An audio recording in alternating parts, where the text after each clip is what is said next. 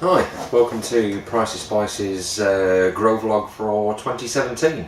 Don't know where the last few months have gone, but yeah, we're in February already and we're starting again already. So today we're going to basically talk propagation. We're going to get some seeds put into some amazing rooted sponges. So we've got some things to start with. So if you are new to whether you're going to grow in soil, cocoa, soil, or a mixture of each of those with all different substrates added, that's completely down to you, but you can still start this method. Now what you want to do is basically soak these in some solution to age your plants. So basically what we're going to use is VitaLink Plant Start.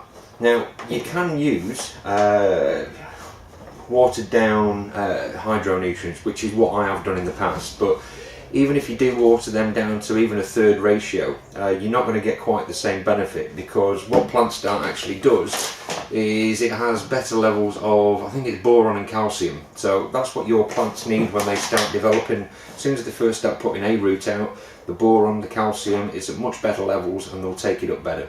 But in order to do that and not get what's called nutrient lockout, you need to take a sample test of your water to start with. So get yourself a pH meter. The Essentials range, absolutely fantastic. Some of the best value out there for what you actually pay for and what you get. They last a long time and they actually deliver good results. They're already collaborated out of the box, but you can collaborate them with a pH buffer 7, and you can double validate that with a pH 4, but 7's your best bet because that's probably where your tap water is going to be closest to.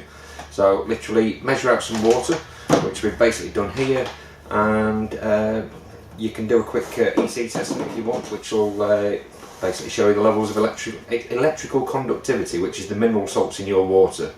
Ours out of the tap is 0.5 and our pH out of the tap is 7.8. Now that doesn't exactly tell you whether it's hard water or soft water. You can get tests done on that, but we have now adjusted the pH with some pH down, again Essentials range, and we have brought that level down to 5.8, which is absolutely ideal. I generally aim for 5.8 to 6.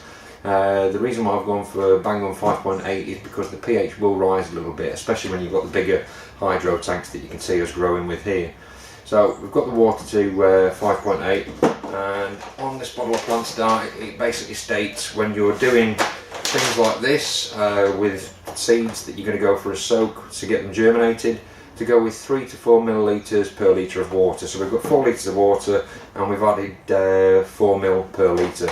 So we've already got that pre-mixed in the water, and we let the water rest for about an hour and a half. Don't know why, don't know whether it's true, I should really ask the experts and find out, but apparently the chlorine in the water, if you let it leave stand for an hour, the chlorine will actually evaporate out of the water. And chlorine seeds, I'm not sure it's a great idea, but hey ho, we'll go with what we've heard elsewhere. So we've let that stand, we've got 4 millilitres per litre in there, so that's all ready to go. And the electrical conductivity, that now has gone up to 1.3, which I'm guessing sounds about right, because we normally go for 1.8, 1.9 in the full hydro systems once we've got the hydro stuff being used.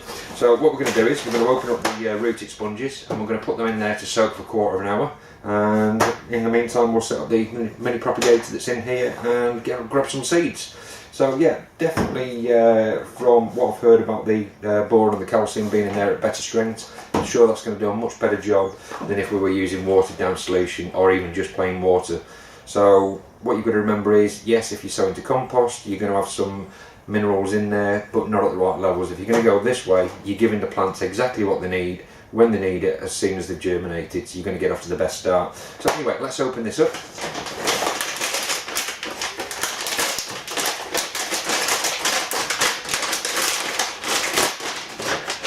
So we'll take this off the bag. What we'll see in there is first of all a tray for putting the mini sponges in once we're ready. Bottom tray so you don't get too much drippage going elsewhere, and a lid with an air vent. So obviously once your seeds have come through, you can let a bit of air in there. So we've got the basic tray. What we'll do now is we're going to get the sponges put into the water and get them soaking.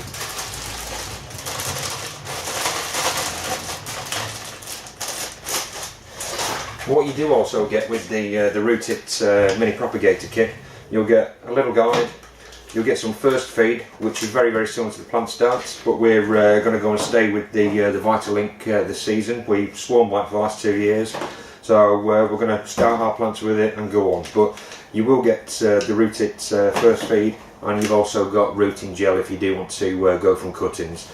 But as we're going to go from seeds, I'm going to stick with this beauty and we'll take it from there. So we'll leave these sponges to soak for a couple of minutes, and then we'll pick it back up and get some seeds in there.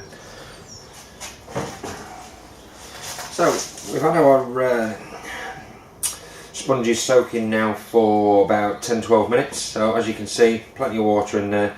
Before we use them, we just give them a little squeeze, get rid of the excess water, and then we'll just pop those into the tray.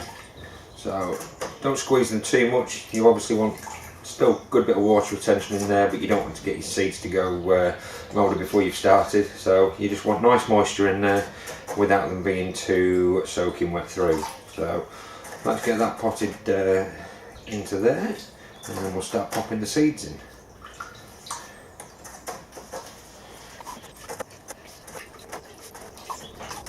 Right, so we've got all of those in there.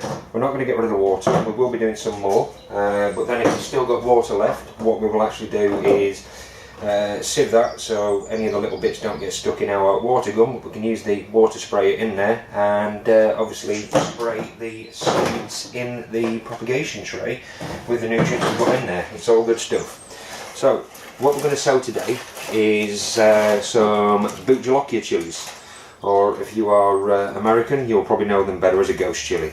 So I'm going to take the seeds out of there. Dry our fingers first.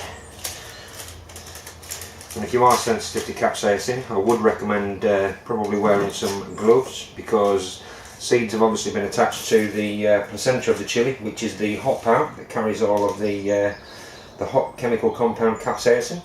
So be very careful, or if you're like me, you get used to it.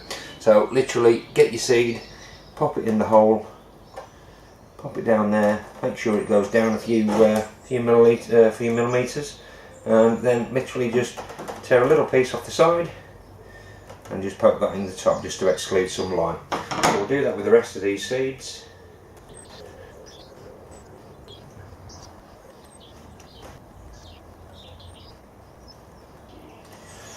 And again, just tear the bits off the sides, poke them in the top.